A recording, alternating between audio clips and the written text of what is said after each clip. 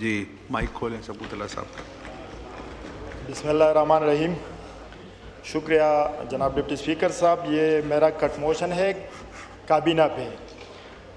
جناب deputy speaker صاحب, ملک کے معاملات چلانا, گڈ گورننس یہ کابینہ کی ذمہ داری ہوتی ہے, اور article 91 class 6 of the constitution کہ یہ کابینہ اس اسمبلی کو جواب دہ ہے.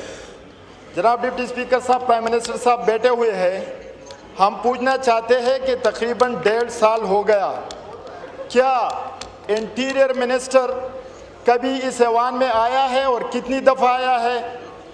اور یہ مائک بھی ترس رہی ہے انٹیریئر منسٹر محسن نقوی صاحب کی آواز کو. تو ہم پوچھنا چاہتے ہیں کہ جی وہ کیوں اس اسمبلی میں نہیں آ رہے اور وہ کیوں اس اسمبلی کو جواب دہ نہیں ہے.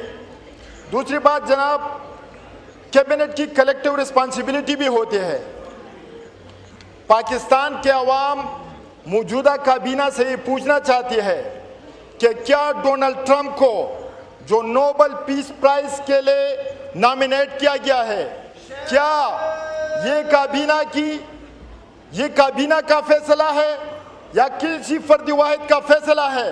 ابھی تک اس ایوان میں ہمیں نہیں بتایا گیا کہ کس بنیاد پر ڈونلڈ ٹرمپ کو پیس پرائز کے لیے نامینیٹ کیا گیا ہے.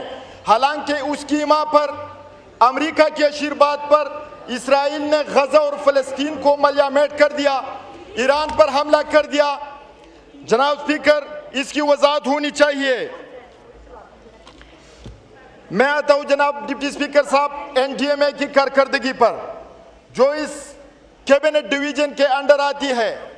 میں پوچھنا چاہتا ہوں کہ کیا این ڈی ایم اے کسی مخصوص علاقے کے لیے ہے, کسی مخصوص قوم کے لیے ہے, کسی مخصوص صوبے کے لیے ہے, یا یہ پورے پاکستان کے لیے ہے؟ اس کی کارکردگی یہ ہے کہ تقریباً ان 2 سالوں میں 2 دفعہ سیلاب آیا میرے حلقے پر دیر میں. جناب ڈپٹی اسپیکر صاحب, ایک پورا ولیج کونسل وہ کٹ آف ہو گیا. سیلاب کی وجہ سے ایک برج بہ گیا تھا. میں نے اسمبلی کے فلور پر پوائنٹ آف آرڈر پر اس پر بات کی, اور ادھر عطا تارڑ صاحب نے کمٹمنٹ کی تھی کہ این ڈی ایم اے اس سٹیل برج کو وہاں پرووائڈ کرے گا. 2 سال ہو گئے جناب ڈپٹی اسپیکر صاحب.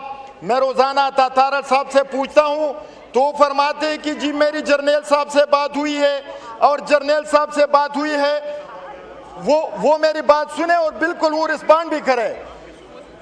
تو جناب, یہ تو میں مشکور ہوں صوبائی حکومت کا کہ موجودہ اے ڈی پی میں اس نے اس پروجیکٹ کو شامل کیا. لامتحق کے لیے کوہستان میں ایک پروجیکٹ ہے.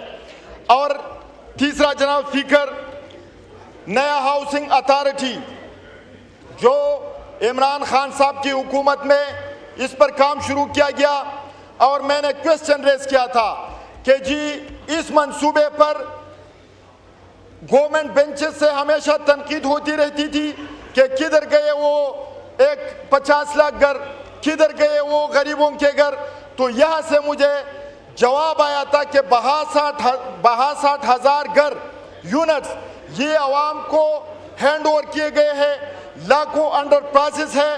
تو میں پوچھنا چاہتا ہوں کہ اس ادارے کی پوزیشن اب کیا ہے, اس کو ختم کیا گیا ہے؟ شکریہ.